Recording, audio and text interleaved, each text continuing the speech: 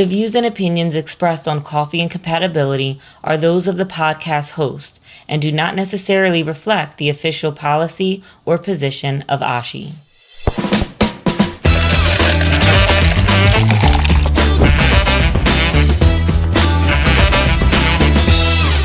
Hi guys, welcome to another episode of Coffee and Compatibility.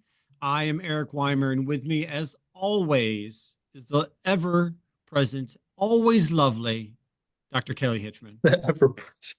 Oh my goodness. Thank you. I feel And ever present. not to be forgotten, Mr. Jeremy Sherrill. How are you guys doing? You're too busy laughing to answer. Not too shabby. Yeah. Jeremy hasn't gotten there yet. I'm going to struggle to recover after that. You know, everybody is struggling to recover because this is the month of love.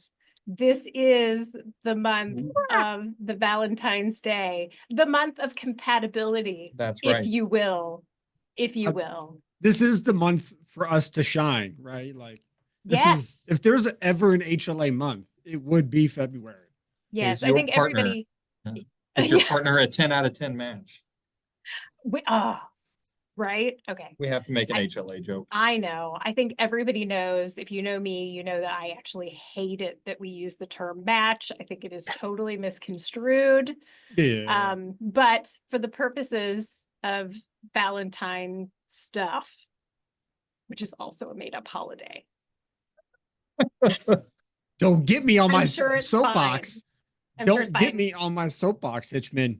If anybody wondered, I love chocolates. Oh, I do not like flowers. Would you like to also give out your address so you can get free gifts in the mail? Is that what- I would not, because I'm sure that a lot of different things would arrive. just send any But- chocolates to Kelly's lab address. But per awesome segue, I would like to tell the audience that if you want to spread the best type of love and you are looking to spread the love of education in your area, you may be not know it, but you may be looking to host your own local HLA meeting. And ASHI is here to help you.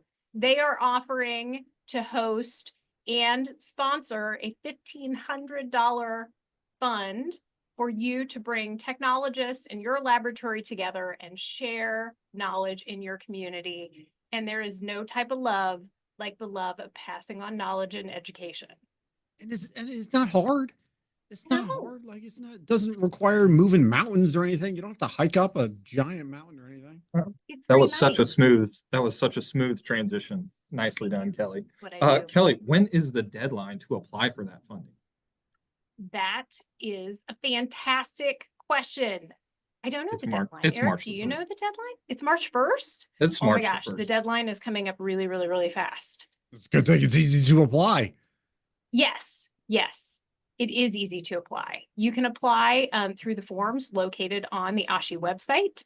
You can also, if you have questions, email info@ashi.org and just kind of let us know. But yeah, you should do it. My lab hosted a local meeting, I think 2 years ago now, with Kathy Murphy's lab. And it was an outstanding experience for our technologists and completely funded by ASHI. Thank you, ASHI. So yeah, you should do it. All right, so Kelly, who do we have today for our episode? Who's our special guest? So it is the season of Valentine's, and we just happen to have the lovely Valen Keefer with us, who is a fantastic award-winning patient advocate and also a fellow podcaster. So we're going to have her tell her story and give us her perspective as a dual transplant recipient and as a patient advocate. And that is not all. We also have our guest from the American Foundation of Donation and Transplantation, Dr. Mike Gautreaux, who is going to let us in on what the AFDT has planned for their basic and specialist histocompatibility courses, which are really great resources for studying up for your credentialing exams. Awesome. So true. So many people from my lab have gone to that course and found it really, really helpful. So also one point of order, I think we have to correct a small verbal typo we made earlier, and that is the correct email address if you have questions about hosting a local HLA meeting is info@ashi-hla.org. I don't know what email address we said earlier, but I think if you email someone else, they probably won't know what you're talking about. But if you email the abyss. info@ashi-hla.org, they'll know exactly what you're talking about and can answer all your questions. Awesome, guys. We will be right back with Miss Valen Keefer. ASHI membership unlocks exclusive access to ASHI University, a hub featuring over 70 online educational resources offering CE credits and professional support. Members enjoy discounted registration to ASHI meetings and may qualify for travel and registration funding through the Travel Award. Membership includes access to Human Immunology, ASHI's leading scientific journal, along with other resources like ASHI Quarterly and various research articles. Participate in ASHI-hosted meetings and initiatives, connect with peers, and stay informed with the latest updates as an ASHI member. Ready to join? Your membership is just a click away. Visit www.ashi-hla.org and click the Join button in the top right corner. Welcome to today's episode, Coffee and Compatibility listeners. I could not be more excited to introduce to you today's very special guest, Valen Keefer. At 41, she has spent over half of her life as a transplant recipient. She was diagnosed with polycystic kidney disease at the age of 10 and received a kidney transplant at the age of 19 and then a liver transplant at the age of 35. Since then, she has become a passionate advocate for organ donation and kidney health, educating millions, and earning recently the American Society of Transplantation's Transplant Advocacy Award. She is a fellow podcast host. She co-hosts the podcast Unpacking the Gift of Life. And it is eye-opening and thought-provoking. If you have not tuned in on Spotify or Apple Podcast or any podcast mechanism to listen to Unpacking the Gift of Life, especially if you are touched by the transplant space, you really should tune in. We are thrilled to have Valen with us. Valen, welcome to Coffee and Compatibility. Get ready, folks, for a very engaging discussion. And before we begin, of course, may we call you Valen? Of course, absolutely. Hi, everyone. It's lovely to be with you today. I'm really excited to share a meaningful conversation with all of you, so thank you. Thank you so much, Valen, for being with us. I think what I would love to ask you to start with, we mentioned some of your story in the opening, but I think that I don't do your story any justice. Could you just kind of recap your experience for us and kind of include in that a little bit of what it has been like for you to experience transplantation from a recipient perspective? Yeah, absolutely. Thank you. I've been a patient since a child. So I had my first seizure at 5 years old. So I started navigating the complexities of health issues since I was young, before I was really even able to grasp the gravity, I think, of, lifelong journey with health issues. But I was diagnosed with polycystic kidney disease when I was 10 years old, and also had really bad scoliosis and had my first major surgery in 8th grade with 2 rods along my spine. So really navigated various things growing up, but it was polycystic kidney disease, that diagnosis, that really started my transplant journey. And I think that's something that's important to understand, is that transplant doesn't just start with the surgery. It can start with the diagnosis, which can be a long time before the transplant even takes place. So I dealt with a lot of complications in my youth of cyst bleeds and issues from the disease that had me in and out of the hospital. And I got to the point that around the time that I started college, I got really ill and spent about a year in the hospital when both my kidneys were removed. I was on dialysis and was in need of a life-saving kidney transplant, and was really fortunate that at that fragile state, I had a good family friend step forward and offer to donate her kidney. And it was a wonderful match. And I'm fortunate that now today I'm around 22 years post kidney transplant, which is just extraordinary and hard to believe. It's the hope that we didn't have back then. We did not have any visual representation of hope. We never fathomed I'd live until my 40s because my parents were at the Ronald McDonald House. We were living day by day when, I was 18 and 19.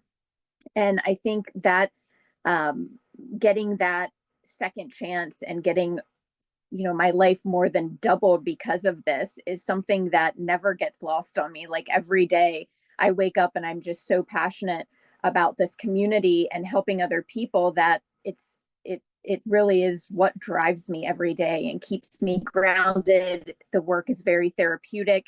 And so this transplant journey gifted me not just with a new lease on life, but a new perspective, a passion. And, it comes with a lot of, dedication as a patient and a gift that comes with responsibility.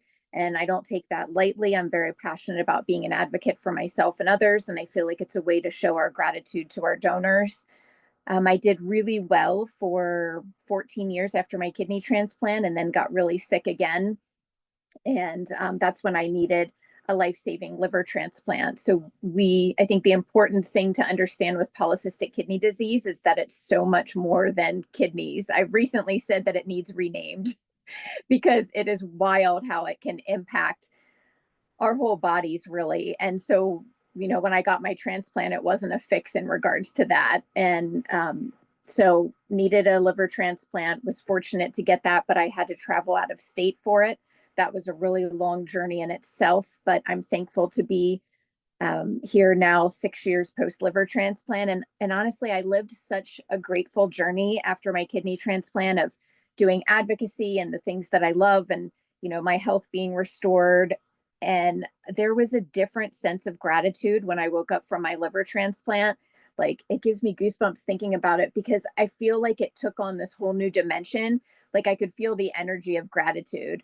I just knew that if I received two miracles and I was fortunate to survive both and be here, there was a very real reason of why I'm still alive. And so I hold that close every day and take that as a responsibility that I feel like to be able to share my journey, the education that I've learned, and really help our community at large so that those walking a similar path will not deal with the challenges, the complications that we go through and can live really the best quality of life possible.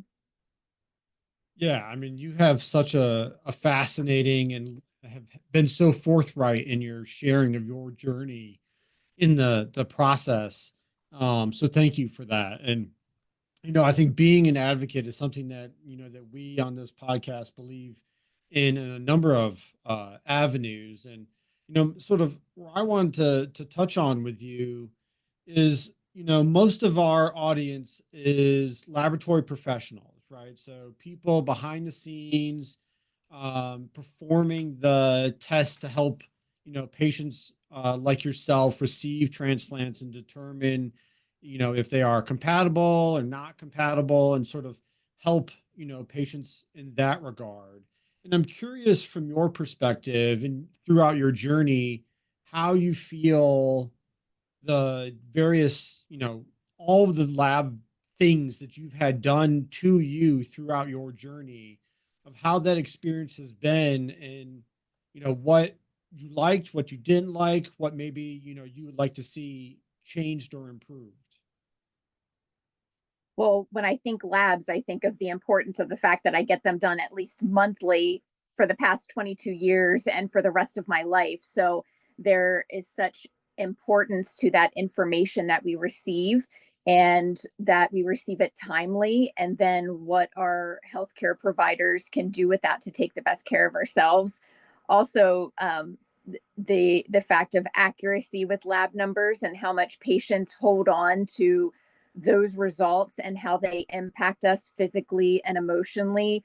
I try and get over it, but I can't. I just get nervous with every lab work just because I know how much that can change my day. Like literally, I can open those results and I could be going for another test or going into the hospital versus continuing my day with a good spirit and just saying, we'll wait till the next month for labs.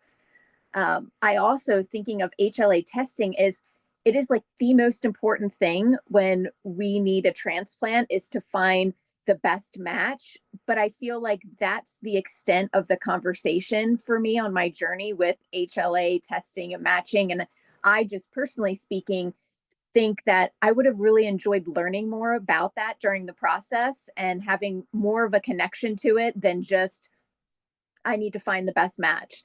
Like it was almost like a behind the scenes thing. So I think it's really important to connect the HLA community with patients because I really feel like the more education we have, the more empowered we are.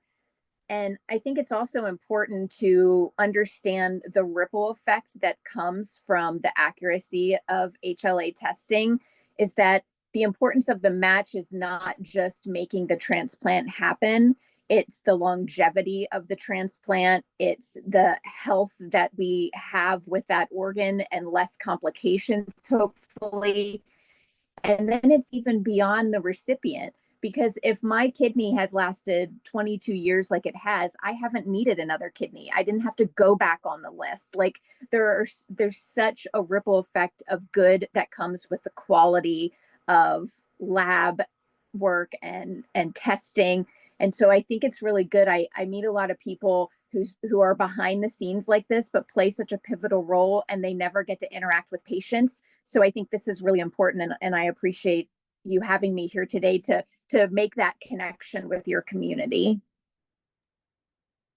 Valen, thanks so much. I'm really interested in your comments there about educating patients so that they really understand their lab results. How do you feel like is the best way for us to go about doing that? What's the best avenue for us to help patients understand what their laboratory results, specifically their HLA laboratory results, really mean for them? I've learned that patients learn best from patients. So I feel like it would be great that you're doing what you're doing today of connecting to a patient advocate in the community and then being able to work with patients to kind of be that bridge to educate other patients. Just because when you're connecting with somebody like-minded, you just already have this connection. Your weight is taken off your shoulders because you know you're talking to somebody that's gone through it. You know that they understand things on a bit of a different level. So I think being able to do it in different forms of education, whether that's through video or informative, like information online to understand that we all learn differently and at different levels, I think is another important component. And, you know, I just think it's amazing when I get together with some of my transplant girlfriends and we can just like spat off our numbers and connect and understand it well. And I think I would like to see more of that education out there. And the other thing is that I really take an effort when I get my lab results to look at them. I even look at trends of like I go back and look at the past 6 months and see what trends in my numbers were and if there's anything that stands out to me, and I go to my doctor and ask questions. And I think even that is an important tool that we can teach other patients because my doctors are amazing, but they don't have the opportunity to sit for 20 minutes and just really go through our lab work. So if we can empower patients on ways that they can do that, and then also encourage them to find their voice and be comfortable in reaching out to their care team and inquiring about things. So I think there's a real opportunity here to continue to provide educational tools to patients to help them. Valen, you are such a tremendous advocate. And I mean, the least we've done, you know, as a community is recognize you at AST this past year. But there's so much that you've done from a patient perspective and from an advocacy perspective. How do some of these new government regulations strike you? There was, of course, you know, kind of a lot of uproar in the transplant community, both practitioners and patients alike, when there were changes in the way that donor-derived cell-free DNA testing was allowed to be utilized and billed for. Just recently, those regulatory entities that oversee laboratory practices in the U.S. Have kind of placed new regulations on labs that kind of make some testing more complicated. When you hear about these things, how does that strike you as a patient and also as a transplant advocate? Well, thank you for being your kind sentiments. It really means a lot. And thank you for asking this question. As a patient, we go through so many hoops just navigating what we're enduring, that if we're all of a sudden faced with learning that we have delays in our care and the inability to get tests that would help us to move forward, that's a huge hindrance to us because time really matters. So right now I'm facing that right now of being in this limbo of waiting for care, and that's crucial, and that impacts our long-term outcomes. So if I'm in need of one of these tests and my doctors are extremely supportive of it and I'm facing trouble to get it approved or have access to it, it's really unacceptable. I mean, so I think that it's really important that our community rallies together to make sure that these hindrances we're not having these obstacles and hurdles that we have to go through in care. And I also want to just make a mention of shout out to dual transplant recipients out there like myself, because that complicates testing even more, because there's a test out there that I can't use because having the DNA of kidney and liver impacts the results. So just to put the support out there of thinking of that coming to with testing of that consideration of dual organ transplants. But no, it is extremely important for us to stand up for our rights and have these tests available. And I know, how do we do that? Do we do that by getting more voices and patients rallying to really say, okay, this is lived experience of a patient. This is why you can't block us from the care that we need. It's like just making sure that the patient voice is included and is in the right rooms where these decisions are made, so that really these individuals making these decisions can step back and walk in our shoes for a minute and say, okay, if I was this individual, would I really want to face this roadblock at this time in my life? Yeah, that's so important. And I think about what you've said, and I think about Jeremy's earlier question, and it formulates a question in my mind for you, about, sometimes I think folks with a lot of technical knowledge, especially folks, unfortunately, like us that are behind the scenes, maybe with a little bit more scientific bent, can be patronizing, or not convey necessary information in a way that's useful to somebody who needs to consume it. How can we be better as transplant practitioners, as people in service of patients? That is our job, whether we're seeing the patients face to face or not. This is our job to serve the patients. We're there at the behest of the patients. What is the transplant community doing about that patient-facing, sometimes patronism that is good, and what do we need to work on? Are you referencing like you're caring personally for a patient or in the community kind of conversation? I'm interested in both perspectives. I would assume that maybe, and you tell me if this is your experience, we're maybe better one-on-one than we are on a community level. But I'm interested to hear your experience of that. Well, if I'm understanding this correctly, I think, I first thought of it from like in a patient room experience of like doctors speaking with patients and how to navigate those conversations. And I really think, I think of my nephrologist and figuring out how to build trust. I think that's the key with like really anything. I mean, to me, if you're being kind and being honest, you can't go wrong. And that's just how I think generally in life. But if you're speaking one-on-one with a patient and caring for them, really trying to figure out how to build trust with them, and really, I'm striving to bring humanity into medicine. I think that's what we need to think about here, is that even though you have a mission as a doctor to care for your patient and do it well, and you're thinking clinically and all of that, but to step back and say, okay, I'm giving this information to an individual that has a family, that has a life, that this could be devastating. This changes the course of what they're going through. And so I think really trying to be aware of who you're communicating to and how they receive that information. And, my nephrologist has really taken an effort to learn who I am, what makes me tick, how I am a patient, how I receive information, what I need, and works well with that.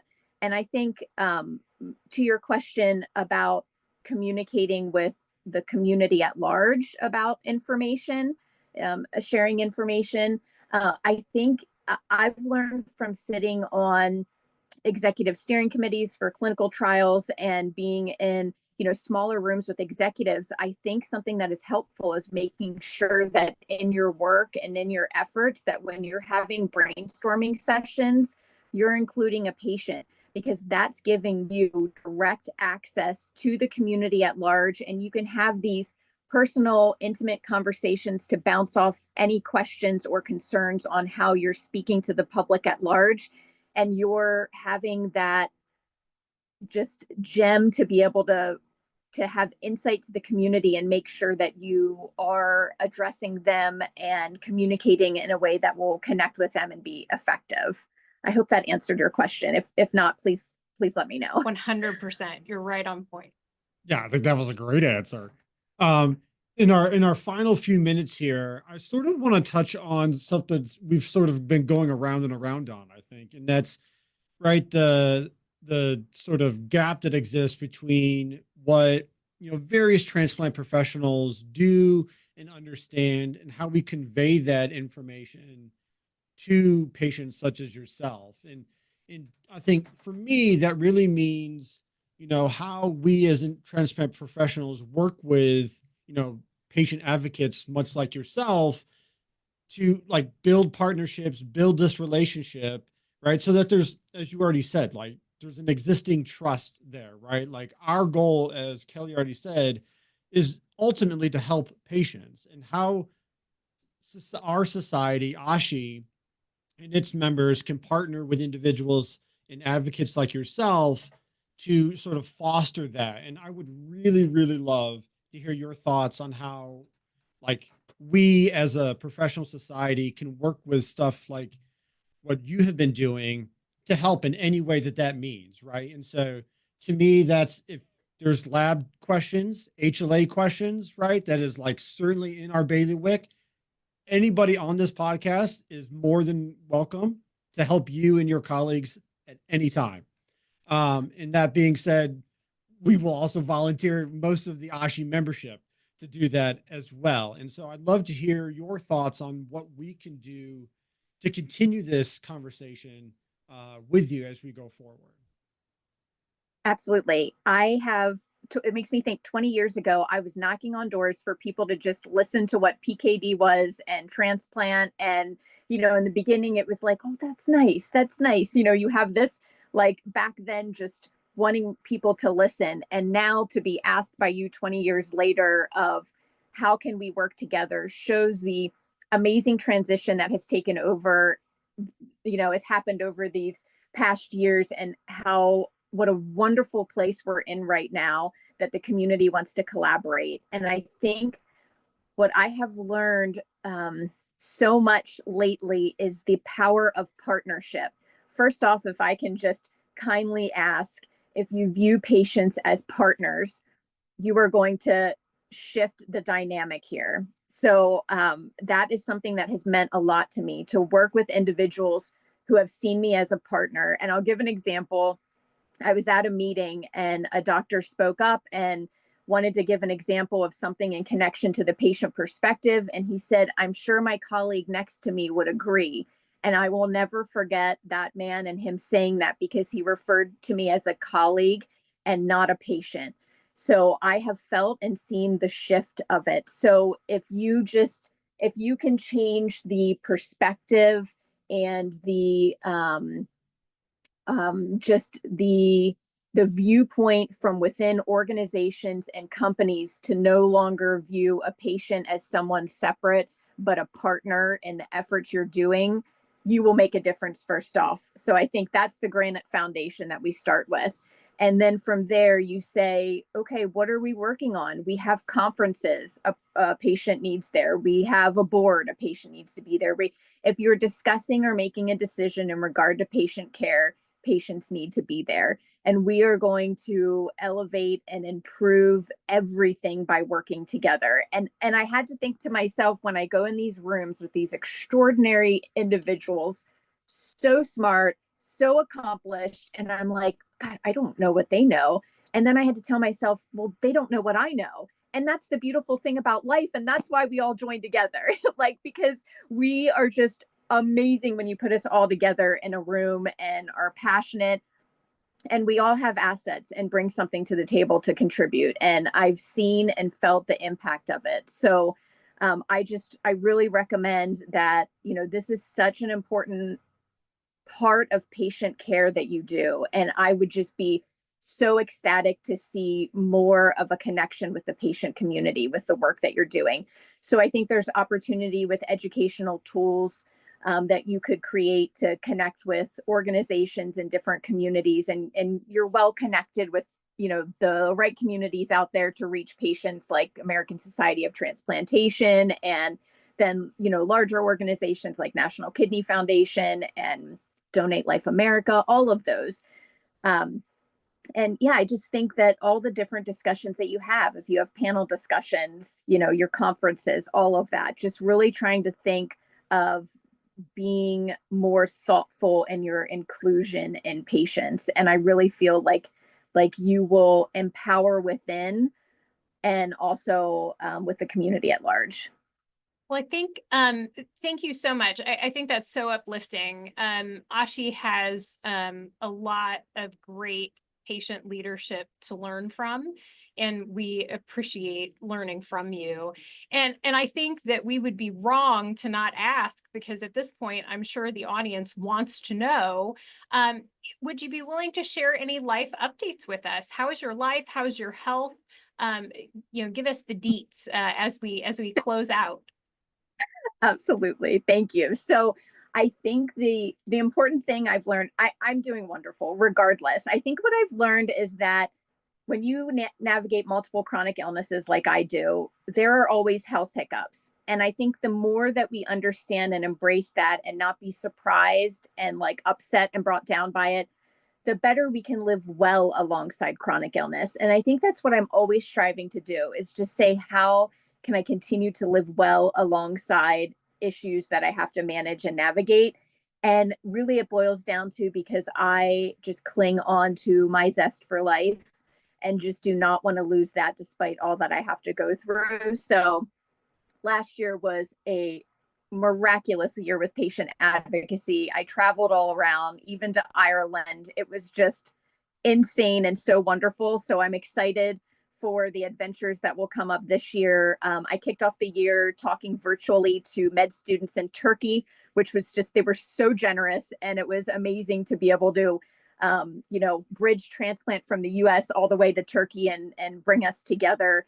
That was really special. And I'm actually going this weekend to the National Kidney Foundation has their annual golf classic event at Pebble Beach.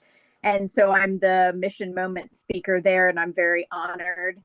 I will say, alongside all the wonderful, I am dealing with health issues. And I think that that's the beautiful balance of just life as a patient. Honestly, I have these incredible things, and I also have some new challenges that I'm navigating. But I tell myself I've got a huge toolbox that I can't even lift anymore. I drag with me of everything that I've learned on this journey, and trying to dig back into that. But I just wanted to share that I recently had issues with too high of a tacrolimus level in my blood system that led to some rough side effects and a couple months of not feeling well. So I want to put out there for the focus on tailored immunosuppression and just the value of really keeping a close eye on our meds and our levels. And mine actually happened because I started taking the brand of Prograf that increased things. And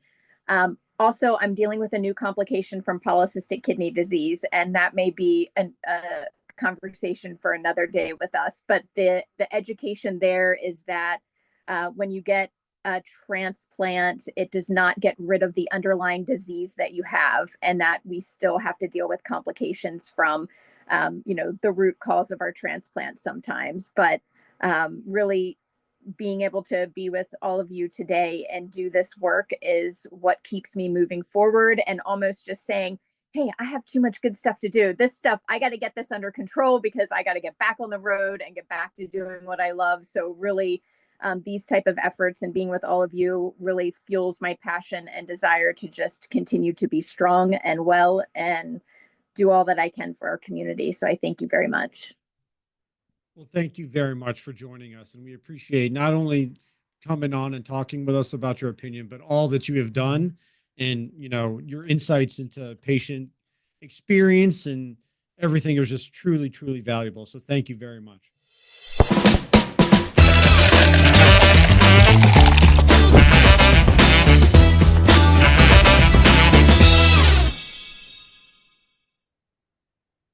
Hey, everybody. Welcome to a special segment today on Coffee and Compatibility. We are joined by Dr. Michael Gautreaux, professor at Wake Forest School of Medicine and director of the HLA and Immunogenetics Laboratory at Atrium Health, Wake Forest Baptist.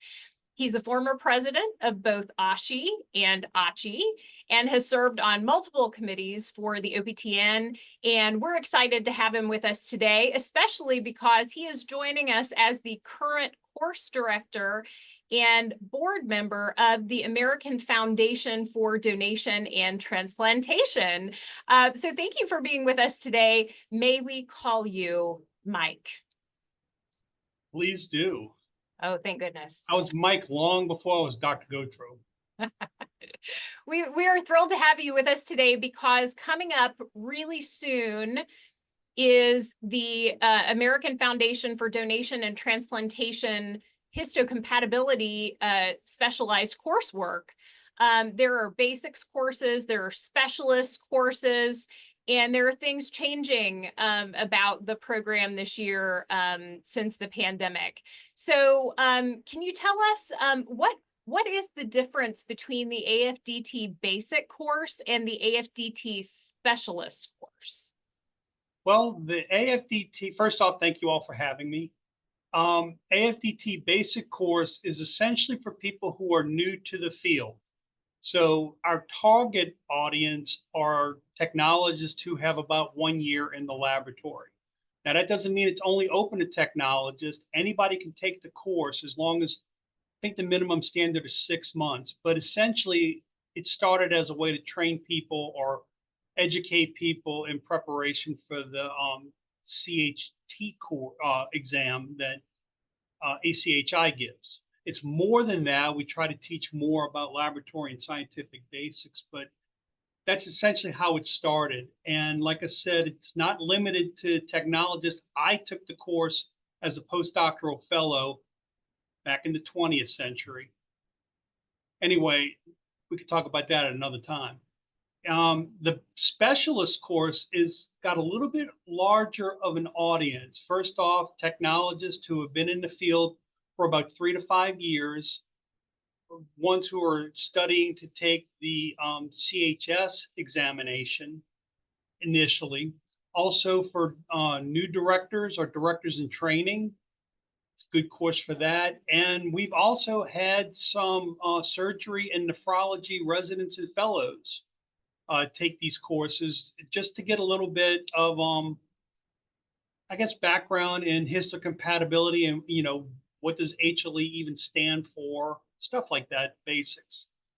But we try to gear that course to a much broader audience. We do have basic stuff that's covered in the first couple of days. Then we go to more advanced stuff towards the end, and then laboratory management as well. So it's all kind of interspersed in there. So hopefully somebody that is looking to take a senior technologist or a management role in the laboratory, new directors in training, and even physicians and surgeons who are, understanding that HLA laboratories are in fact the guardian angels of the transplant program.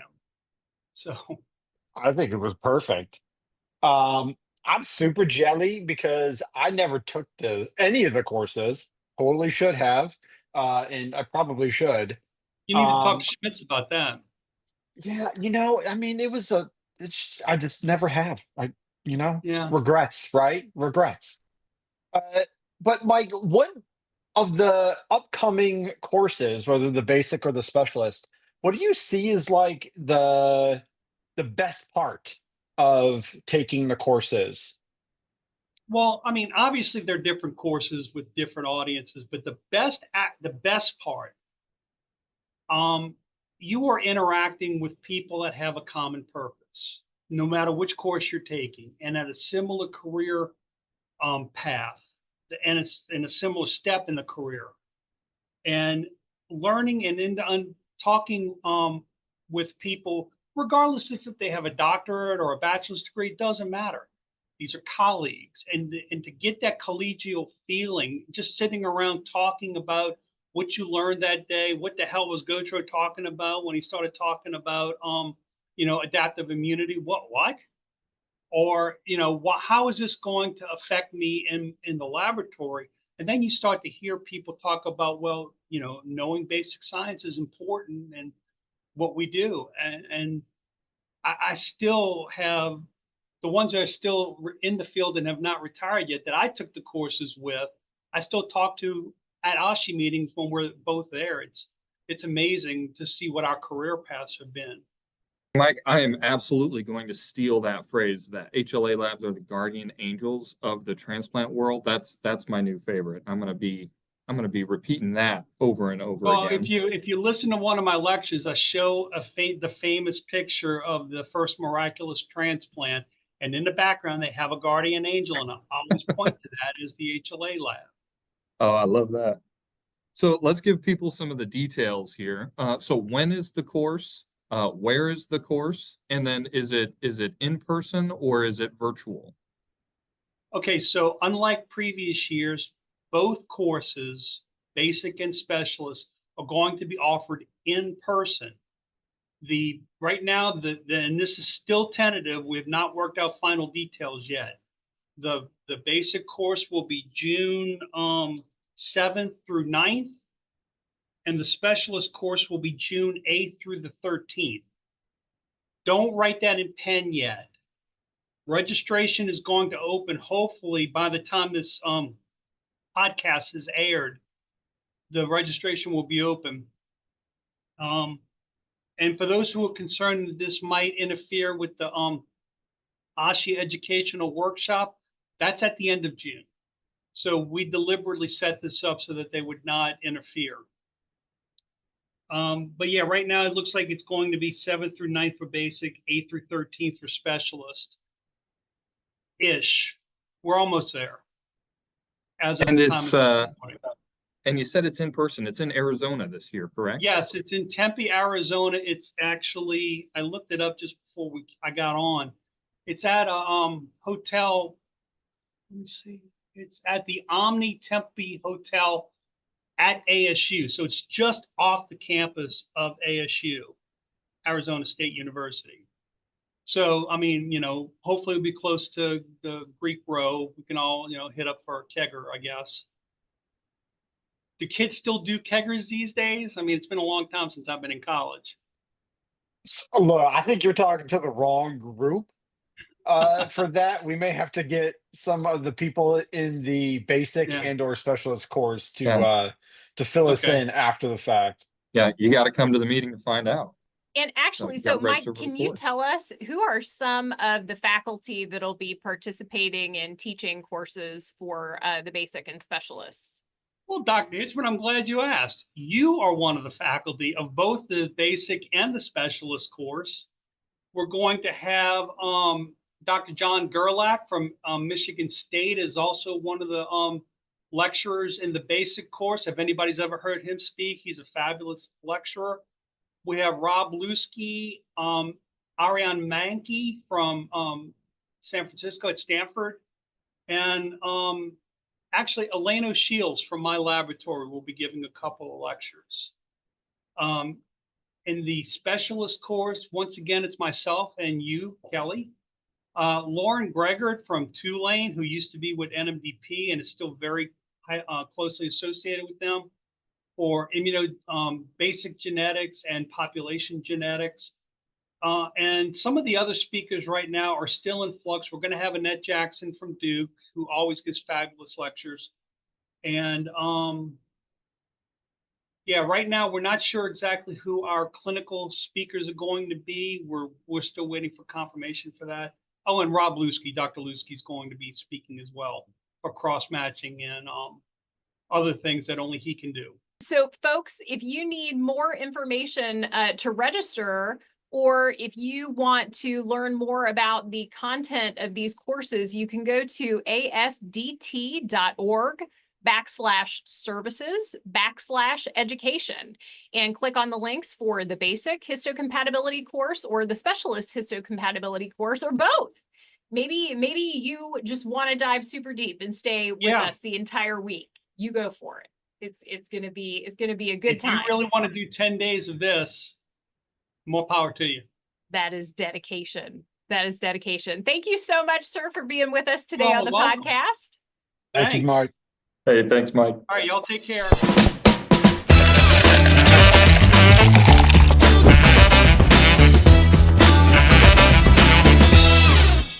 Guys, welcome back. It is time for The Tea, a segment dedicated to answering questions from our listeners. And I am so excited to tell you that today's question is not from an anonymous listener. Today's question, which is outstanding, is from Kristen Wansrath. Thank you, Kristen, for this question. The question is, how can tracking of organs from procurement at the and the OPO to reception at the recipient's hospital and the receipt of donor blood in the HLA lab be improved? Why is this process often more complex than seems necessary? And what can be done to improve communication, especially in the context when HLA technologists are unaware of delays or courier arrival times? This is a complicated question. And so it's really like focusing on two separate pieces. So one piece is, what are the complexities around shipping the organ for a transplant? And the other piece, which is super relevant to the HLA lab, is what are the complexities around shipping the blood for additional testing, maybe for like a physical cross match, for instance, maybe before a transplant can take place if that's needed. So this is super complicated. I think from the perspective of an organ, there are tracking systems in place. I think the OPTN has a tracking system that's available. And I think, of course, there are private options for tracking. As far as I know, though, none of those tracking systems are mandated as being required, which is probably why the OPTN has their own system and people can use private systems as well. And then I don't know that anybody uses any of these tracking systems for blood samples separate from the organ system. I honestly I'll be just real transparent. I have no idea how much it costs to utilize any of those tracking systems. These are obviously tracking systems that are different than like FedEx. So we could be, if it's like a local or a regional thing, we could be talking about like local hospital-based courier systems, just, drivers. If it's national, we could be talking, flights. I know that for some OPOs, we're talking drones, right? Which is kind of a new thing. So I don't know, guys, what do you think about this question? It is certainly complex. And from the outside, maybe it doesn't seem like it needs to be, because we ship things all the time with no problem when we're talking about goods and services like, Amazon, like USPS, like FedEx, so on and so forth. Yeah, I mean, my 1 cent is that it is underappreciated, the amount of tracking that should or does go on, like behind the scenes, as you mentioned, for like organs, right? Like that's the crown jewel, right? But I think that the question is good about understanding the arrival times and anticipation of samples, particularly blood samples for lab efficiency, if you will. And like you said, Kelly, there's a lot of ways I think we can do that, and I think we as the transplant community should try and think outside the box, right? Like there's we do this for a number of things every single day across the world. And I'm optimistic that as part of the like modernization that is, supposedly happening, this is one of those tiny pieces that we can visit to sort of enhance the process, right? Like if we, as in the lab, know that a sample is going to be there at 1 a.m., you can plan accordingly, right? And we can educate our clinical team, and we've had cases where that we thought it was going to be at 3, and then it ends up being later, right? And so yeah, I mean, I think that we just have to be sort of outside the box when we approach these, how and to do it. What do you think, Jeremy? Yeah, I think Kelly touched on the fact that there are so many players involved. For Yeah. goods and services, it's simpler because you've got kind of one delivery mechanism taking you from the warehouse maybe to your front door. But here with organs, it's going to be one transportation or logistics company taking it part of the way, handing it off, to a different logistics company, handing it off to a different logistics company by the time it actually arrives at the center. And as Eric said, that's all just for that's really focused on the organ. And so I think we're likely to see a tracking system implemented that's kind of universally used.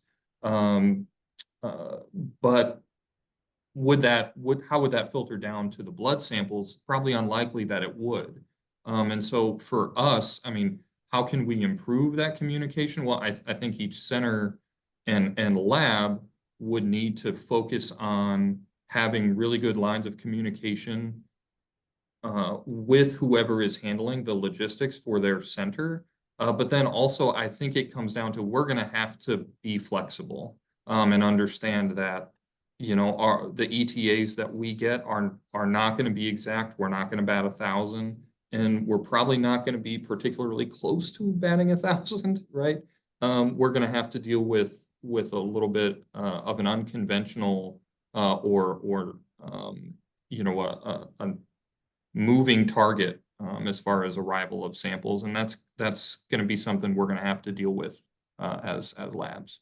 Thank you for mentioning that, Jeremy, because it's like so underappreciated, right? Like the number of players and getting that done, and I think, this is where sort of like a centralized approach is extremely helpful, right? Because you already alluded to that if you have one major player, right, then like it's less information loss, right, across each of the steps. And having some sort of way to gather that data so that like you can log in and you can see where it is and in its journey, right? Yeah, it's such a great idea, and I think we just have to keep hammering home the importance of all aspects of transplants. The organ is obviously the organ, but other aspects are also important to the longevity, right? Cold ischemia time, all of that. Yeah, I would encourage HLA labs to make sure they're not being a silo either. Maybe part of the complication is that there's not great communication at a given center between the folks handling logistics and the lab, right? So when I take an offer and it's going to require a prospective physical cross match, which most of our cases don't anymore, but in the cases where they do, the procurement team at my center knows that the second they have an ETA for arrival of that blood sample, they email it out to everybody. So the clinicians are aware of when that sample is going to arrive. I'm aware of when that sample is going to arrive. My on-call technologist is aware. And if there are delays or changes, they email an update. And if for some reason they get tied up and they can't do that, I always tell my technologists, like, okay, here's the ETA for the sample. Before you leave your house, call to see if the sample actually arrived. Because we do at least have enough tracking to know, like, yeah, the sample hit the door or not, right? So put yourselves in a place where you can communicate. And realize too that there are a lot of things happening behind the scenes that dictate how shipping has to go, that people might not be aware of. So like for years now, because of FAA requirements, organs have not been allowed to travel in the cockpit like they used to. And that causes scheduling issues with flights, and you have to get the organ there a certain amount of time before the plane takes off to be put in cargo. That's something that the OPTN is working with the FAA and the government on as we speak. So there are a lot of intricacies in this process that maybe people aren't aware of that make the system more complex than it seems like it needs to be. So hopefully the OPTN and HRSA and our national courier systems, be it by air or ground or individual courier, will help come up with some really good solutions. Eric, I know you've got some thoughts on what some potential solutions should be. I mean, of course I've got thoughts. I mean, it's Yeah. like, I think that we just need to use different modern approaches, right? We as a society actually track, I would say, just about everything in various forms, right? And I think obviously healthcare, obviously organs, and the FAA and all the federal regulations that go into all of it make this, far more complex than just like let me get my package from a store. But there are ways to do it, including, using various sort of barcode scanners along the way, right? Like sort of checkpoints, as Jeremy already alluded to, like as it crosses hands, right? If the like SOP is that the handoff includes scanning of things, which is pretty standard practice in other areas, right? And you could use that as the tracking mechanism to send a timestamp and a location to the OPTN, and that could be information you see for the offer, right? The Which zip could code that it be was scanned in. which could be realistically done with like QR codes, and so all you need is a Exactly. smartphone to be able to Yeah. You scan just need something. a zip code, right? Well, it's not get too fancy, right? You just need a zip code of where it was scanned. Well, Kristen, as I was saying on mute, thank you so much for such a wonderful and engaging question. We appreciate all the questions from our listeners, and this was absolutely an outstanding one. Don't forget, if you need career advice or advice on how to deal with something happening in your lab, visit our podcast page at ashi-hla.org/page/Ashi podcast, or email us at info@ashi-hla.org and write the TEA in the subject line. Hey there, Coffee and Compatibility listeners. Do you have a technologist that you'd like to spotlight? Nominate them by sharing their story with us. Email us at info@ashi-hla.org for a chance to feature them in an upcoming episode of Coffee and Compatibility. Don't go anywhere. We'll be back in just a few moments to recap our thoughts on today's episode. I feel like that time went by. I know it seemed like a little bit longer, listener, but I'm gonna be honest with you. We could have kept going on and on. Like that was fantastic to hear her opinion and thoughts on all of the things. Yeah, I Yeah. mean, there's no way to like put yourself in someone else's shoes when they're in that position other than listen to them. And I forever and ever, I'm going to hold on to this phrase, patient colleague, because we work with patients in a lot of purviews, even though in the HLA community, we don't see them often face to face.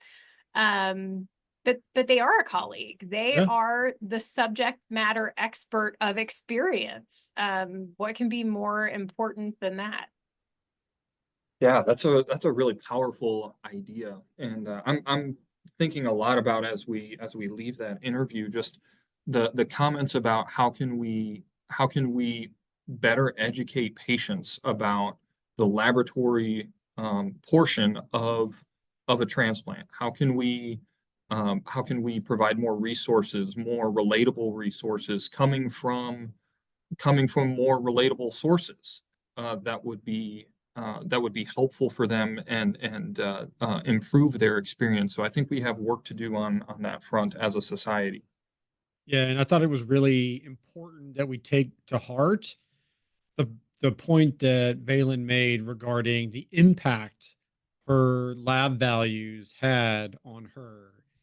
Um, and, and what we do is so complicated that I think it behooves us to consider that as we have conversations with our clinical colleagues and how we present our data so that it can be accurately conveyed to the ultimately, patients much like herself, and so that they understand what we're talking about and what's going on in a meaningful way. And, I think it's just so good to connect with someone like that. Yeah, all in all, a fantastic episode. I think we're going to hear so much more from Valen in the future. And seriously, guys, if you haven't listened to her podcast, it's awesome. She and her co-host, again, the podcast is Unpacking the Gift of Life.